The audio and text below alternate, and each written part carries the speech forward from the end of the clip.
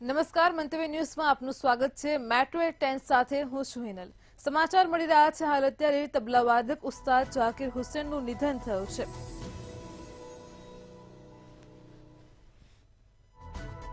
2023માં પદ્મ વિભૂષણ મળ્યો હતો। 3 Grammy award પણ મળ્યા હતા। તો તબલાવાદક ઉસ્તાદ ઝાકિર હુસેનનું નિધન થયું છે। તેમની સાન ફ્રાન્સિસ્કોમાં સારવાર ચાલી રહી હતી। તેમનો જન્મ 9 માર્ચ 1951ના રોજ મુંબઈમાં થયો હતો।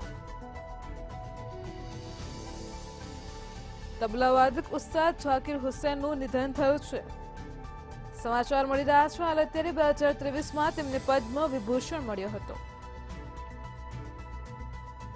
3 ગ્રેમી એવોર્ડ પણ મળ્યા હતા। વિશ્વ પ્રસિદ્ધ તબલાવાદક ઝાકિર હુસેનનું નિધન થયું છે। તેમની અમેરિકાના સાન ફ્રાન્સિસ્કોમાં સારવાર ચાલી રહી હતી। તેમણે અંતિમ શ્વાસ લીધા છે। તેમનો જન્મ 9 માર્ચ 1951ના રોજ મુંબઈમાં થયો હતો। ઉસ્તાદ ઝાકિર હુસેનને 1988માં પદ્મશ્રી, 2002માં પદ્મભૂષણથી સન્માનિત કરાયા હતા।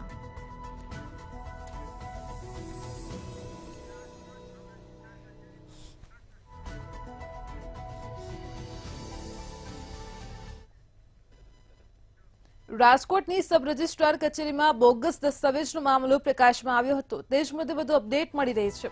તો સમાચાર છે રાજકોટથી સબ રજિસ્ટ્રાર કચેરીમાં બોગસ દસ્તાવેજોનો મામલો સામે આવ્યો હતો। કોંગ્રેસ પ્રવક્તા કૃષ્ણદત્ત રાવલે આ મામલે નિવેદન આપ્યું છે। હું મિલકતની માહિતી લેવા તલાટી મંત્રીને મળ્યો હતો। કોંગ્રેસ પ્રવક્તાનું નિવેદન મળી રહ્યું છે। તલાટી મંત્રીએ મને ગુમરાહ કરવાની કોશિશ કરી હતી। તો રાજકોટથી આ સમાચાર મળ્યા છે। તલાટી મંત્રીએ મારી મિલકતમાં ખોટી એન્ટ્રી કરી છે। કૃષ્ણદત્ત રાવલે નિવેદન આપ્યું છે। 135D નોટિસ વેચનારને પાઠવવાની હોય છે, પણ મારા કિસ્સામાં મને કોઈ નોટિસ મળી નથી। અમારી માંગ છે કે આ તપાસ હજુ પણ વધારવામાં આવે। તલાટી મંત્રીએ મને ગુમરાહ કરવાની કોશિશ કરી છે।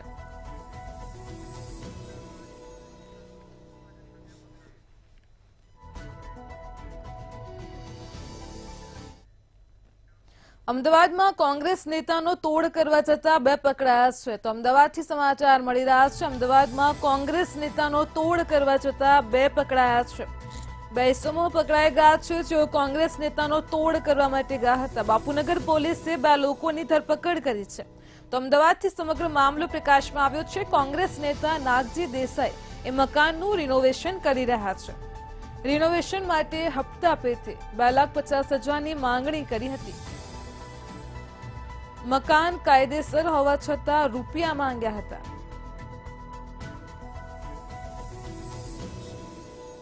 પૈસા ન આપતા ગંદી ગાળો આપીને માર માર્યાનો આક્ષેપ કરવામાં આવ્યો છે। તો બાપુનગર પોલીસમાં આ મામલે ફરિયાદ નોંધાઈ છે। આજે બાપુનગર ખાતે મારા મકાનનું રિનોવેશન કામ ચાલતું હતું ત્યારે નકલી પત્રકાર બનીને 2 વ્યક્તિઓ આવેલા અને ત્રીજા વ્યક્તિ જોડે મને ફોનમાં વાત કરાવેલી એટલે બંને વ્યક્તિઓએ 2.5 લાખ રૂપિયાની ખંડણી માંગી હતી કે તમારે બાંધકામ ઘરમાં કરવું હોય, રિનોવેશન કરવું હોય તો તમારે અમને 2.5 લાખ રૂપિયા આપવા પડશે। ત્યારે અમે બાપુનગર પોલીસને જાણ કરીને આ બંને આરોપીઓને પકડાવી દીધા છે। આજે બાપુનગર ખાતે મારા મકાનનું રિનોવેશન કામ ચાલતું હતું।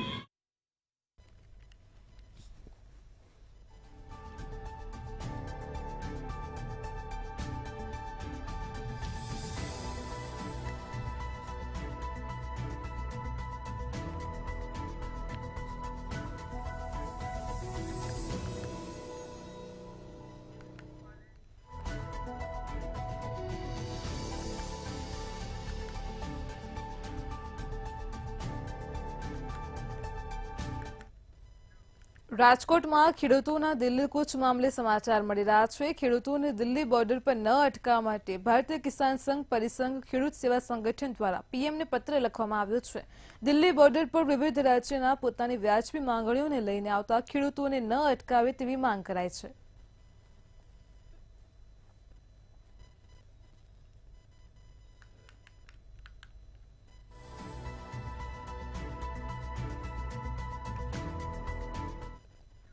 ભુજની રણકાંધીએ આવેલા પ્રસિદ્ધ યાત્રાધામ હાજીપીર માર્ગે ફરી એક વખત ટ્રાફિક જામની સમસ્યા સર્જાઈ છે. લુડબાઈ ગામથી હાજીપીર તરફ જતા માર્ગે મીઠું ભરેલા માલવાહક ટ્રેલરનો અકસ્માત સર્જાયો હતો. અંદાજિત 12 કિલોમીટર લાંબો ટ્રાફિક જામ જોવા મળ્યો હતો. માર્ગ આડે વાહન ફંગોળાઈને ઊભું રહી જતા રસ્તા ઉપર અવરોધ ઊભો થતા મીઠું ભરેલા વાહનોની લાંબી કતારો લાગી હતી. ખાસ કરીને હાજીપીર જતા યાત્રિકોને પારાવાર હાલાકીનો સામનો કરવો પડ્યો છે.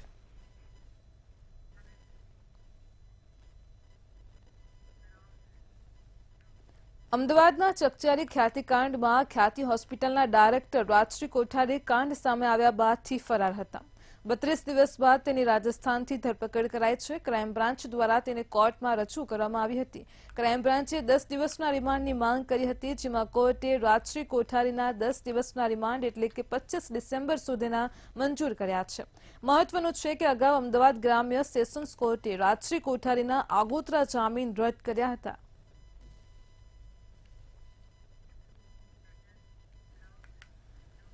અવારનવાર વિવાદમાં રહેતી વડોદરાની એસએસજી હોસ્પિટલ વધુ એકવાર ચર્ચાનું કેન્દ્ર બની છે. ત્યારે શું છે ચર્ચાનું કેન્દ્ર, જોઈએ આ અહેવાલમાં. વડોદરાની એસએસજી હોસ્પિટલ વધુ એકવાર ચર્ચાનું કેન્દ્ર બની. એસએસજી હોસ્પિટલ બહાર દર્દીઓના સગાઓ ઠૂંઠવાયા. હોસ્પિટલના અંધેર વહીવટને કારણે દર્દીઓના સગાઓ પરેશાન. 10 ડિગ્રી ઠંડીમાં દર્દીઓના સગાઓ ફૂટપાથ પર સૂવા માટે મજબૂર બન્યા. વડોદરાની એસએસજી હોસ્પિટલ વધુ એકવાર ચર્ચાનું કેન્દ્ર બની છે. એસએસજી હોસ્પિટલમાં દરરોજ હજારોની સંખ્યામાં દર્દીઓ અને તેમના સગાઓ આવતા હોય છે, પરંતુ હોસ્પિટલના અણઘડ વહીવટને લીધે અનેકવાર હોસ્પિટલ આવતા લોકોને હાલાકીનો સામનો કરવો પડતો હોય છે. આટલી વાર વિવાદોમાં આવ્યા છતાં પણ હોસ્પિટલના સત્તાધીશોનું પેટનું પાણી પણ હલતું નથી. એસએસજી હોસ્પિટલના દ્રશ્યો ખૂબ જ ચિંતાજનક છે.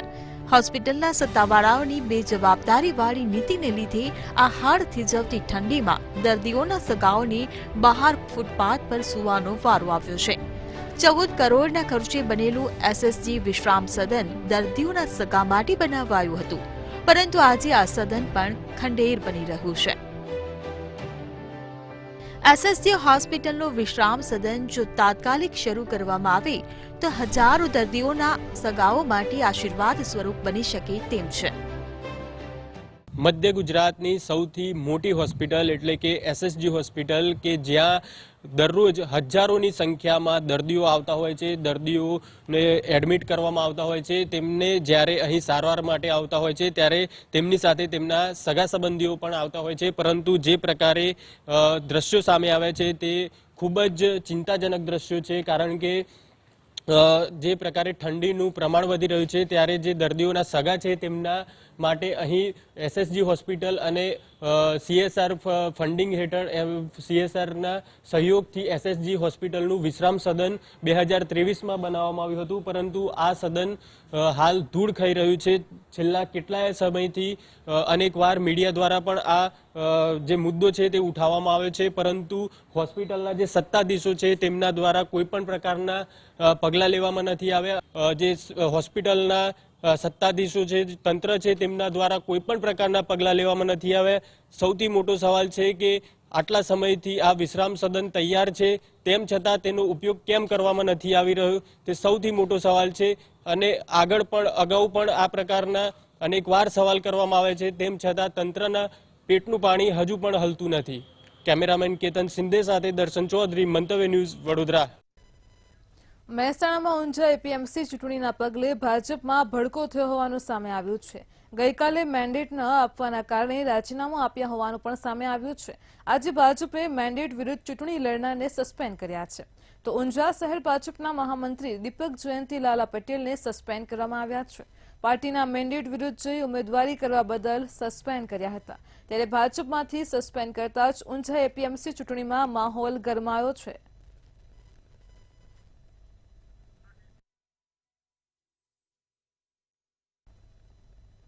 સુરતમાં સારોલી પોલીસને મોટી સફળતા મળી છે. મુંબઈથી બનાવટી નોટો સુરતમાં ડિલિવરી કરવા આવેલા 3 શખ્સોને ઝડપી પાડવામાં આવ્યા છે, જેમની પાસેથી 2.5 કરોડથી પણ વધુની બનાવટી નોટો મળી આવી છે, જેમાં ભારતીય ચલણી નોટોની સાથે બનાવટી નોટો મૂકીને બેંક સહિતની જગ્યાઓ પર છેતરપિંડી કરતા હતા. આ ગેંગ દ્વારા રૂપિયાના બંડલની પહેલી અને છેલ્લી નોટ અસલી અને અંદર બનાવટી નોટ રાખતા હતા. ત્યારે અગાઉ પણ સુરતની સારોલી પોલીસે આ પ્રમાણે છેતરપિંડી કરતી ગેંગને ઝડપી પાડી હતી.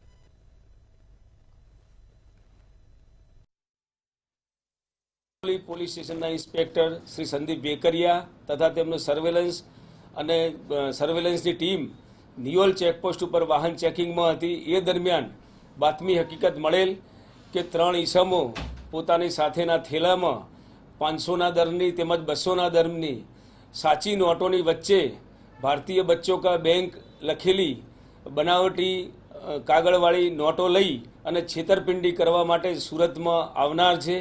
જે હકીકત આધારે તપાસ દરમિયાન અને ચેકિંગ દરમિયાન 3 ઈસમોને આ કામે ઝડપી પાડવામાં આવેલ છે. રાજ્યના હવામાન નિષ્ણાંત અંબાલાલ પટેલ દ્વારા આગાહી કરવામાં આવી છે કે 16 થી 22 જાન્યુઆરીમાં દક્ષિણ અને પૂર્વમાં વાદળછાયું વાતાવરણ રહેશે. 26 જાન્યુઆરી બાદ રાજ્યમાં ફરી ઠંડીનું જોર વધશે. ઉત્તર ગુજરાત પંચમહાલના ભાગોમાં 10 ડિગ્રીથી ઓછું વાતાવરણ રહેશે. મધ્ય ગુજરાતમાં 15 ડિગ્રીથી નીચે, દક્ષિણ ગુજરાતમાં 18 ડિગ્રીથી નીચે તાપમાન રહેવાની સંભાવના છે. રાજ્યમાં જાન્યુઆરી મહિનાની શરૂઆતથી જ વાતાવરણમાં પલટો આવશે, તો રાજ્યમાં ભારે પવનો સાથે કમોસમી વરસાદ પણ પડી શકે છે.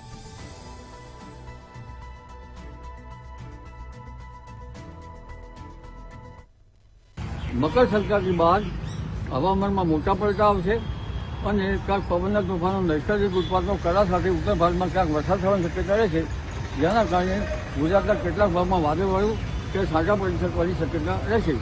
હમણાં ડિસેમ્બર તારીખ 16 થી 24માં દક્ષિણ ગુજરાતના ભાગો, પૂર્વ ગુજરાતના ભાગોમાં બંગાળ ઉપસાગરમાં જે સિસ્ટમ બની છે તેના ભેજના કારણે ક્યાંક વાદળવાળું આવતા ક્યાંક છાંટા પડી શકે અને તારીખ 26 બાદ પણ જાન્યુઆરી શરૂઆત સુધીમાં પણ વાદળવાયુને ક્યાંક છાંટા પડી શકવાની શક્યતા રહે છે. અમદાવાદમાં ખ્યાતિ હોસ્પિટલ કાંડને લઈને મોટા ખુલાસા થયા છે. ચિરાગ રાજપૂતની દીકરીઓ ખ્યાતિ હોસ્પિટલમાં નોકરી કરતી હતી.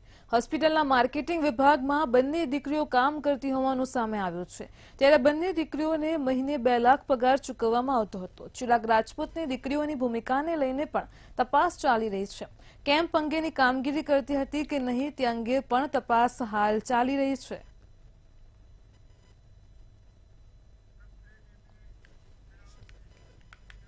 અમદાવાદ, રાજકોટ ને જામનગર સહિત રાજ્યભરમાં સેન્ટ્રલ જીએસટીના વ્યાપક દરોડા પડ્યા છે, જેમાં દરોડા દરમિયાન 200 કરોડની કરચોરી સામે આવી છે. અમદાવાદમાં સ્ક્રેપ ડીલરોને ત્યાં સર્ચ ઓપરેશન કરવામાં આવ્યું હતું, ત્યારે જામનગર અને રાજકોટમાં ઓઇલ વેપારીઓને ત્યાં દરોડા પાડવામાં આવ્યા હતા. સર્ચ દરમિયાન બોગસ બિલ ને શંકાસ્પદ દસ્તાવેજો પણ જપ્ત કરાયા છે.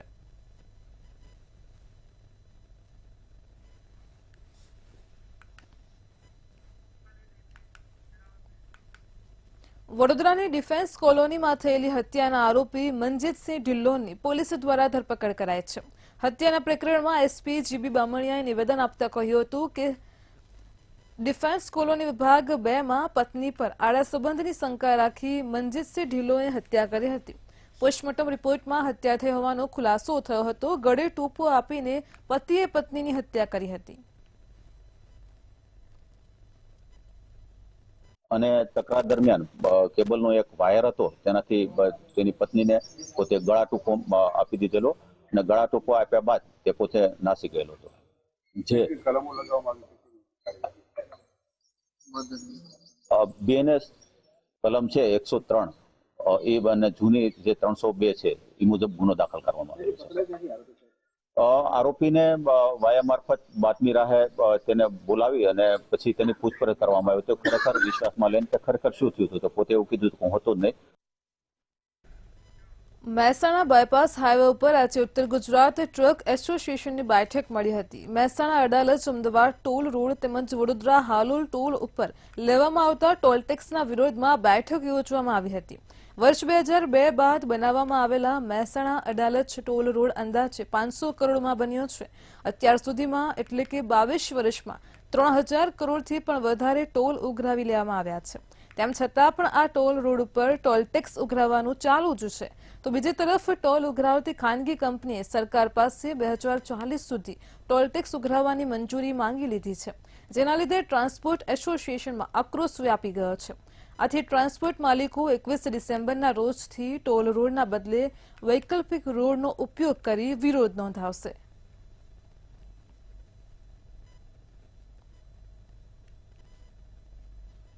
એસી કિલોમીટરના ટોટલ રોડ ઉપર 500 કરોડનો ખર્ચો કરીને 3000 કરોડ ઉઘરાવ્યા પછી પણ જો કોઈ કંપની કહેતી હોય કે અમારે 1900 કરોડ રૂપિયા ઉઘરાવવાના બાકી છે, તો આ બહુ જ અવ્યવહારિક અને તમારી કોસ્ટ સ્ટ્રક્ચર અને પ્રોફિટેબિલિટી સાથે સુસંગત નથી.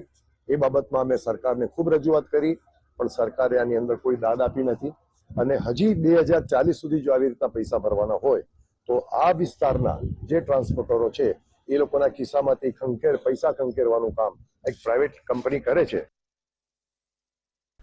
અમદાવાદના નારોલના હોમગાર્ડ ઇન્ચાર્જનો ઓડિયો વાયરલ થયો છે. હોમગાર્ડ ઇન્ચાર્જ હોમગાર્ડ પાસેથી ઉઘરાણી કરતો હતો, જેમાં હોમગાર્ડ ઇન્ચાર્જ ધનુજી સોલંકીનો ઓડિયો હોવાનો આક્ષેપ કરવામાં આવી રહ્યો છે. તો હોમગાર્ડ પાસેથી ફોન કરીને રૂપિયા માંગ્યા હતા. દર મહિને અમુક ફિક્સ રકમની માંગણી કરતા હોવાની વાતચીત સામે આવી છે. તો હોમગાર્ડ ઇન્ચાર્જ 8 વર્ષથી એક જ જગ્યાએ નોકરી કરે છે, જેમાં એસીબી અને ડીજીપીને જાગૃત નાગરિકે પત્ર લખ્યો હતો. અને 200 લેખે જ આલીશું, 250-300 લેખે નહીં આલવાનું. 250 કીધું શું કહ્યું? ના 200 લેખે જ મેં તમને કીધેલું એ વખતે થી. એ વખત ભાઈ 250 માંગે છીએ. ના મેં ના પાડેલું એ વખત ને છેલ્લી વખત તમને આપી દીધા. એ તમે ના મળ્યા, ફોન કરેલો એટલે પછી તમારા છોકરાને આપેલો એ વખતે. હા હું હતો જ ને, તું કઈ તો આવ્યો તો કે હું આપવા જેવું મેં ઘરે જઈને આપી દે. એમ તો કીધું તું. મેં તમને ફોન કર્યો, તમે ક્યાંક બહાર ગયેલા એ વખતે. એ વખત તમે 250 લેખે જ આપેલા, એ તમારા છોકરાને આપેલા. હા 250 લેખે જ આપ્યા હતા ને, તો ભાઈ 250 ની વાત થઈ, 250 અપાય. ના એટલે એ વખત ના પાડેલી મેં તમને. એ વખતે રથયાત્રા હતી. હા રથયાત્રા હતી. રથયાત્રામાં ખબર અત્યારે રથયાત્રાનું આવ્યું છે બંધ વાળાનું, બરાબર? 1 દિવસો ભરેલા છે. 200 લેખે લેવાનું નહીં ને. કેમ નહીં લેવાનું? બધા આપે જ છે ને. મેં તમને ચોખ્ખું ના પાડેલી એ વખતે પણ. જૂનાગઢમાં ગિરનાર પર્વત પર દત્તાત્રેય જયંતિની ઉજવણી કરવામાં આવી છે, જેમાં ગુરુ દત્તાત્રેય શિખર પર મોટી સંખ્યામાં ભાવિકોએ દર્શન કર્યા હતા. કમંડલ કુંડ ખાતે વિશેષ પૂજા અર્ચના કરવામાં આવી હતી. તમામ સાધુ સંતો સાથે મળી દત્ત ચોક ખાતે દત્ત ભગવાનનું પૂજન કરી ભવનાથ મંદિર ખાતે પૂજન કર્યું હતું અને મૃગી કુંડ ખાતે દત્ત ભગવાનને સ્નાન પણ કરાવવામાં આવ્યું હતું. દત્ત જયંતિ નિમિત્તે મોટી સંખ્યામાં શ્રદ્ધાળુઓ પણ ઉમટી પડ્યા હતા અને સાધુ સંતો દ્વારા ધામધૂમથી ઉજવણી કરાઈ હતી. 2013માં હું મહામંડલેશ્વર બનીને આવી ત્યારથી જ દત્ત જયંતિની ઉજવણી કરું છું. એ પછી પીઠાધીશ્વર બની અને હરેકે ભારત વર્ષના સાધુ સંતોએ જે ભેગ પહેર્યો છે એ દત્ત ભગવાનનો પહેર્યો છે. એટલે દત્ત જન્મ જયંતિ દરેકને ઉજવવી જોઈએ. વર્ષોથી ચાલી આવી પરંપરા એ આપણે ગિરનાર 30 પગથિયેથી પાલખી નીકળતી હોય છે. ભવનાથ મંદિર, જૂના અખાડા તથા દત્તાત્રેય ચોક થઈ અને પાલખી પાછી આવતી હોય છે. એ સમસ્ત ભવનાથ ગામ તરફથી આ પાલખી નીકળે છે. એ વર્ષોની પરંપરા છે. પછી અહીંયા પાછા આવ્યા પછી દત્ત ભગવાનની આરતી થાય. આરતી કર્યા પછી પ્રસાદ ભંડારો કરી અને બધા પોતાના ઘરે જતા હોય. અને સતી અનસૂયાના સુપુત્ર થયા બાદ એટલે એની વાર્તા જો કહું તો ભગવાન બ્રહ્મા વિષ્ણુ મહેશ એમને એમના પત્નીઓ દ્વારા એટલે કે લક્ષ્મીજી અને એમના દ્વારા કહેવામાં આવ્યું કે સતી અનુસૂયાની આટલી મોટી વાતો થાય છે, એ સતી છે કે નહીં, અને આ બધી પરીક્ષા લેવા માટે મોકલવામાં આવ્યા. તો આ જે બ્રહ્મા વિષ્ણુ મહેશ છે એમણે બ્રાહ્મણ સાધુનો વેશ ધારણ કર્યો અને ભિક્ષા માગી.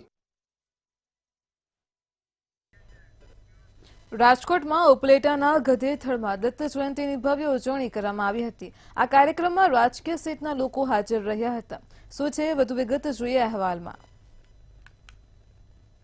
ઉપલેટાના ગધેથળ મુકામે આવેલા ગાયત્રી આશ્રમ ખાતે આજે દત્ત જયંતિની ભક્તિભાવપૂર્વક ઉજવણી કરવામાં આવી.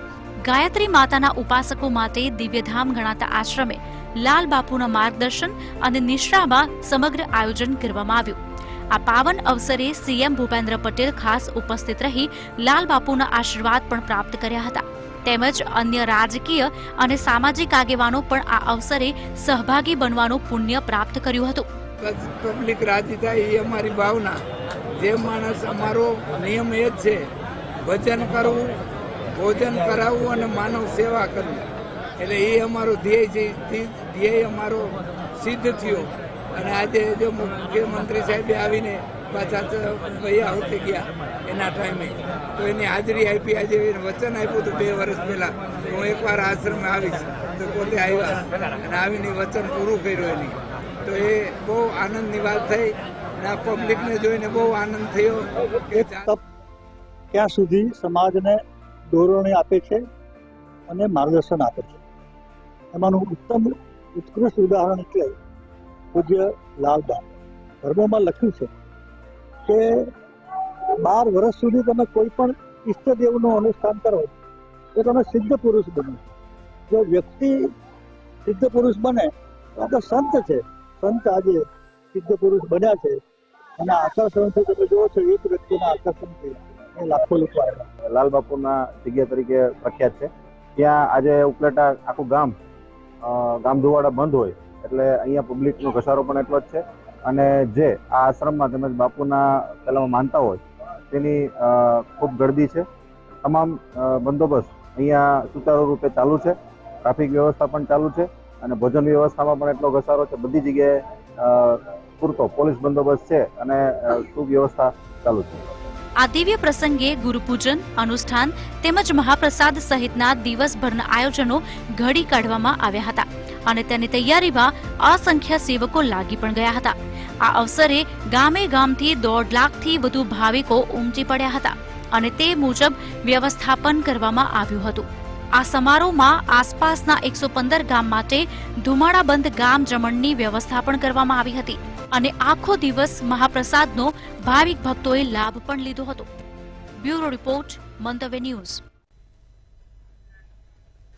કેન્દ્રીય શ્રમ અને રોજગાર તથા યુવા બાબતો અને રમતગમત મંત્રી ડોક્ટર મનસુખભાઈ માંડવિયા ભાવનગરના પ્રવાસે આવ્યા હતા, જેમાં ભાવનગર શહેરના લોકોની સુખાકારી માટે ₹149.83 કરોડના કુલ 11 કામોનું ખાતમુહૂર્ત કર્યું હતું અને 2 કરોડના એક કામનું પણ લોકાર્પણ કર્યું હતું. ભાવનગર ઔદ્યોગિક રીતે વિકસી રહ્યું છે, પ્રગતિ કરી રહ્યું છે. ભાવનગરની અંદર સીએનજી ટર્મિનલનું કામ ચાલુ થવા જઈ રહ્યું છે. કન્ટેનર મેન્યુફેક્ચરિંગ દેશની અંદર સૌથી વધારે અથવા તો દેશનો સૌથી મોટો પ્લાન્ટ એ ભાવનગરની અંદર છે. મન હોય તો માળવે જવાય, પરંતુ માળવે જવા માટે મન જરૂરી છે. પણ આ મન છે શું? મન કેવું હોવું જોઈએ?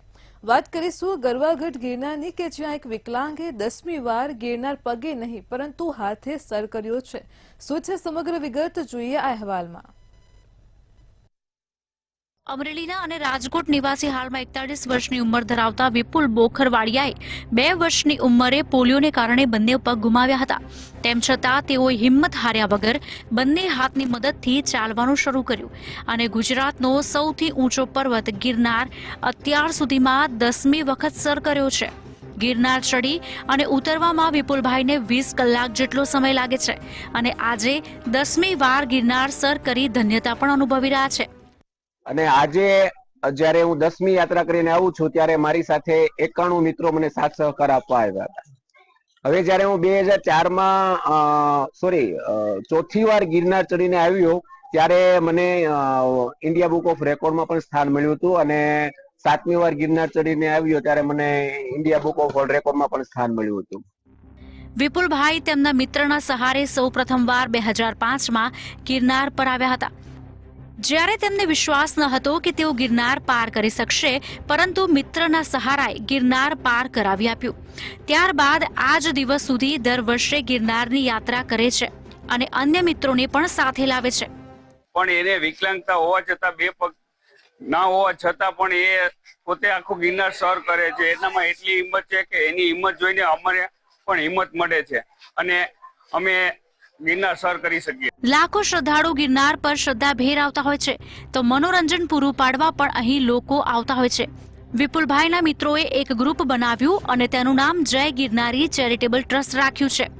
વિપુલભાઈના મિત્ર સર્કલ દ્વારા આ ટ્રસ્ટ બનાવી તેમાં દર મહિને રકમ એકઠી કરી લોકોની સેવા માટે વાપરવામાં પણ આવે છે. અમારા ગ્રુપની અંદર 136 સભ્ય છે. એ જ અમે 3 મહિને 1000-1500 રૂપિયા અમે ખાલી એમાં એડ કરીએ છીએ એકાઉન્ટમાં, અને એ બધો વહીવટ અમારા વિપુલભાઈ જ કરે છે કે જે દર મહિને ગરીબોને 500 ફૂડ પેકેટ વિતરણ કરવા, કોઈ ગરીબ માણસ હોય એને મેડિકલ ઇમરજન્સી હોય તો અમે મેડિકલ હોસ્પિટલના નામનો ચેક આપી દઈએ છીએ. કોઈ એવો નાનો માણસ હોય તો અમે એને ફી ના ભરી શકતા હોય તો અમે ફી ભરી શકીએ છીએ. એટલે આ ગિરનાર ચડતા ચડતા મનોરંજન કરતા કરતા એક આ માતાજીનો એવો પ્રભાવ પડ્યો કે અમને એક સેવાનો લાભ મળ્યો છે. આમ એક વિકલાંગ વિપુલભાઈ છેલ્લા 10 વર્ષથી ગિરનાર પર પગે નહીં પરંતુ હાથથી યાત્રા કરે છે અને એક નવી જ્યોત પણ પ્રગટાવી ગરીબ લોકોની સેવા શરૂ કરી છે. જ્યારે લોકો તેમની આ ગિરનાર યાત્રા અને કામગીરીને બિરદાવી પણ રહ્યા છે. અમ્માર બખાઈ, મંતવ્ય ન્યૂઝ, જૂનાગઢ. મેટ્રો 10 માં હાલ આટલું જ. પડે પણની અપડેટ મેળવતા રહો માત્ર મંતવ્ય ન્યૂઝ પર. નમસ્કાર.